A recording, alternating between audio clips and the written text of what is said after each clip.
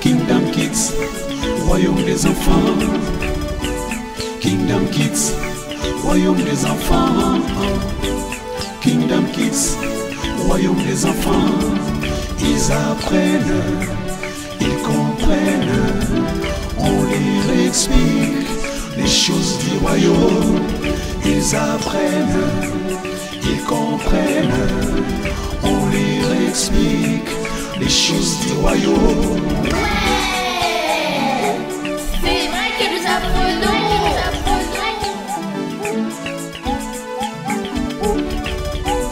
Kingdom Kids.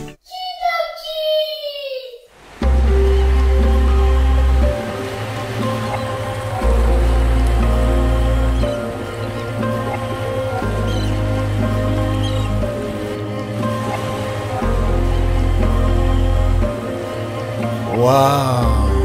Enfin, on est arrivé à la destination finale. Bien que le voyage était un peu long, mais le plus important, qu'on arrive à la destination. Enfin, l'île des Kids. Alors, dites-moi les enfants, selon vous, comment ça s'est passé le voyage? En plus, c'est la première fois que vous preniez le bateau. Pour moi, ça s'est bien passé, mais mes pensées étaient beaucoup plus sur l'immense de l'océan. Pour moi, ça s'est bien passé, mais il y a eu trop de vent. Alors moi, je me demandais comment est-ce que le capitaine voyait la route. Parce que moi, je ne voyais que l'eau et le ciel. Et là, je me disais, là, on est perdu. Oh, mais papa, qui a créé cet immense et interminable océan? C'est Dieu qui a créé l'océan et la mer. Il est écrit dans la Bible, dans les livres des Genèse, chapitre 1er, le verset 9 jusqu'au verset 11. Là, on explique dans le détail comment est-ce que Dieu a pu créer les eaux et les secs qu'on appelle la terre. Papa, comment est-ce que le capitaine voyait la route pour qu'on arrive ici?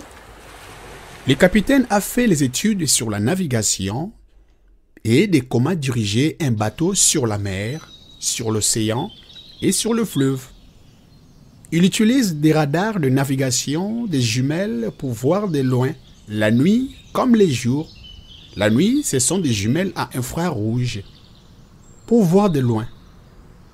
Et aussi, ils ont des radios et des moyens de communication pour être toujours en contact ou en communication avec ceux qui sont à l'extérieur de leur bateau, qui sont beaucoup plus sur la terre ferme. Et en cas de problème, les gens qui sont de l'autre côté du monde savent que le capitaine ou son bateau ont des problèmes et ils vont intervenir pour leur venir au secours. Voilà un peu pourquoi le capitaine a navigué sans problème, même si vous ne voyez pas les abords de la mer, mais lui voit avec ses appareils. Ne vous inquiétez pas du tout, on va encore bien retourner à la maison. D'accord ?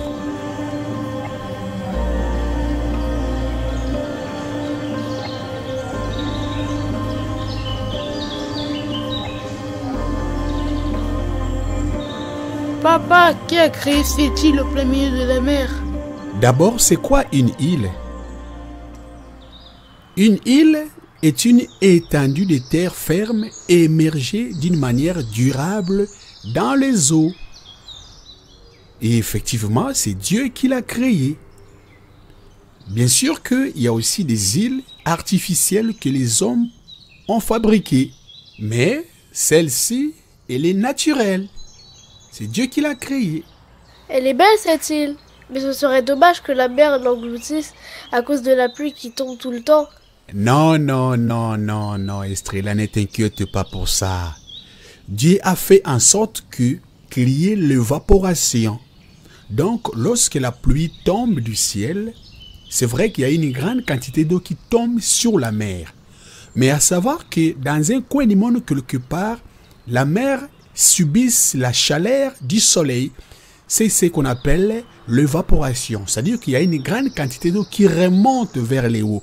Et ce qui fait qu'il y a l'équilibre. Donc la mer ne peut pas déborder. Ça ne va pas engloutir cette île.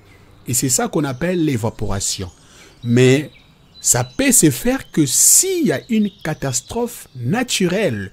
là c'est fort probable que cette île soit engloutie. Mais pour le moment, je ne pense pas que ça va s'engloutir à cause justement de la pluie.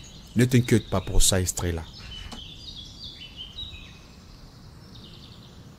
Je pense qu'il y a des animaux dans cette forêt. Certainement oui, il y a des animaux. Comme il y a la présence des arbres, il est fort probable qu'il y ait aussi des animaux. Moi, je pense que dans la mer, il y a des baleines, il y a des poissons, il y a des dauphins, il y a des marsouins, il y a des tortues et des crocodiles. Alors tout ça dans la mer? Ça ne m'intéresse pas d'aller me baigner dans la mer. Je préfère aller à l'intérieur de l'île pour trouver les animaux. Effectivement, Estrella, tu as raison.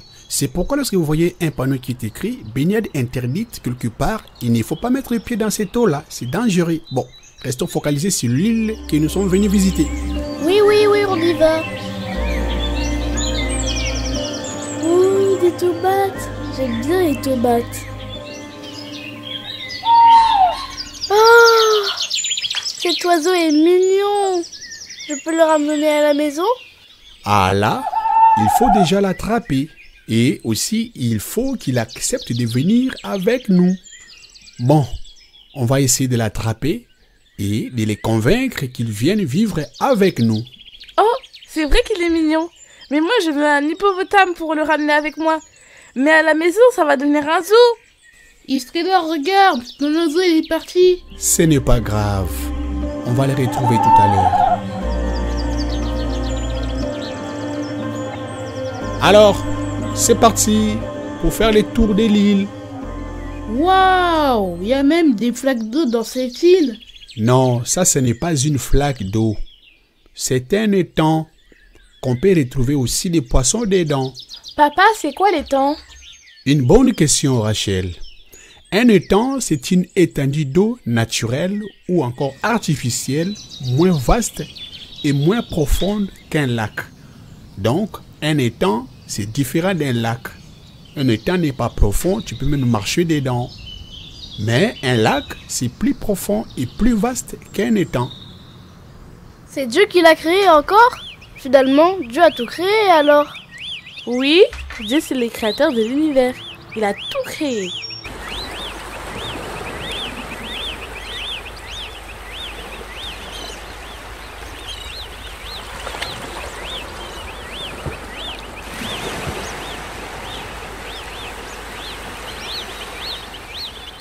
Et il a aussi créé ce banc?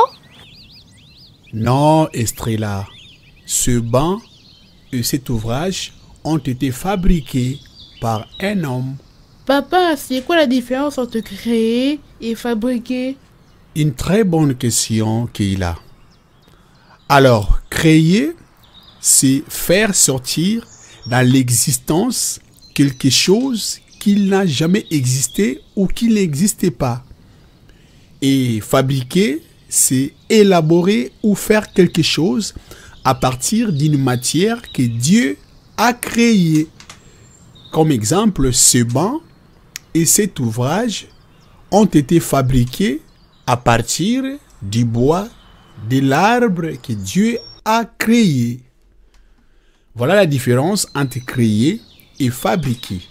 Donc, il n'y a que Dieu qui crée et les hommes fabriquent ou inventent à la base d'une matière que Dieu a créée. Oh, c'est formidable.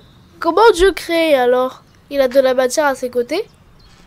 Non, Estrella, comme je viens de le dire que Dieu n'a pas besoin de matière pour créer.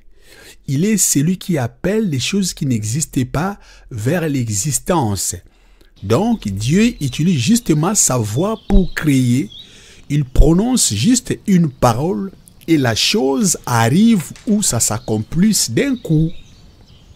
Et avec sa voix, il a créé les animaux, il a créé les ciels, il a créé les soleils, il a créé la ligne, il a créé tout ce que nous voyons. Et enfin, il a créé l'homme et la femme, Adam et Ève, qui sont les deux grands-parents de tous les hommes vivants sur la terre. Oh, Dieu est magnifique.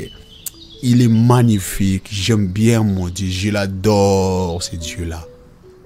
Waouh, j'ai même mal à la tête de découvrir tout ça. Donc, Dieu a fait beaucoup pour nous. Alors franchement, il mérite du respect et considération. Effectivement, sans oublier la reconnaissance que Mamie nous a dit la fois passée.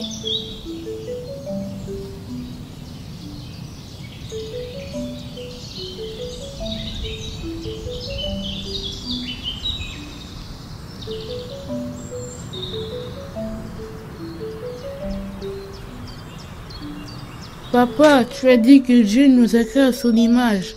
Alors en nous, il y a aussi ce pouvoir de créer et d'inventer. Effectivement, Keila, comme tu es là, Dieu a mis en toi ce pouvoir d'inventer et de fabriquer beaucoup de choses dans ce monde. Raison pour laquelle il y a beaucoup de gens ou beaucoup de personnes sont devenus très riches matériellement et aussi beaucoup sont malheureux et pauvres parce qu'ils ne se rendent pas compte de ce qu'ils sont ou de ce que Dieu a mis en eux. Toutes ces capacités et potentiels que Dieu a mis en nous, on peut devenir un homme le plus influent de ce monde. Alors moi, je vais devenir pilote de l'air de mon propre avion. Je vais inventer mes propres logiciels informatiques et avoir plus de 1000 travailleurs. Et je vais prendre en charge tous les enfants qui n'ont pas les moyens d'étudier.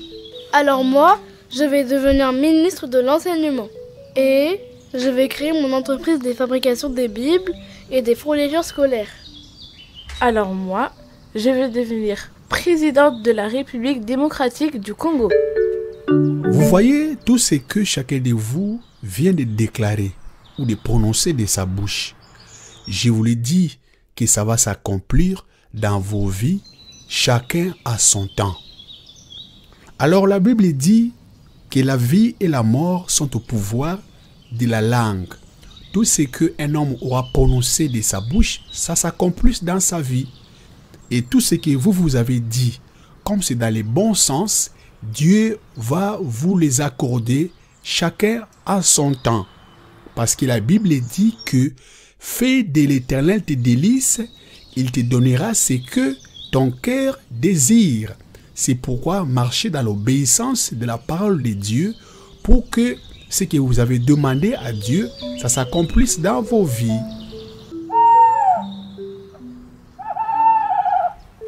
Oh, j'entends un oiseau chanter.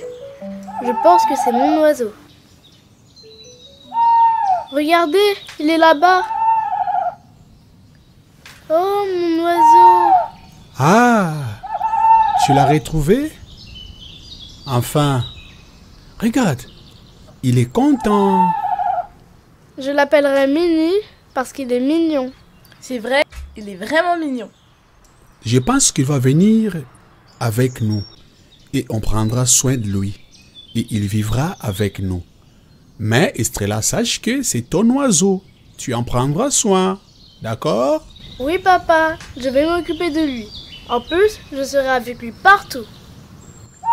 Oh, mon oiseau.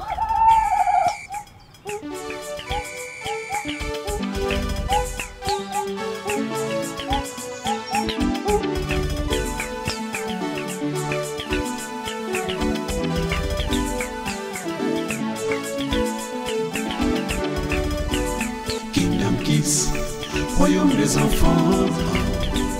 Kingdom Kids, royaume des enfants. Kingdom Kids, royaume des enfants. Kingdom Kids, royaume des enfants. Ils apprennent, ils comprennent, on leur explique les choses du royaume. Ils apprennent, ils comprennent, on leur explique les choses du royaume.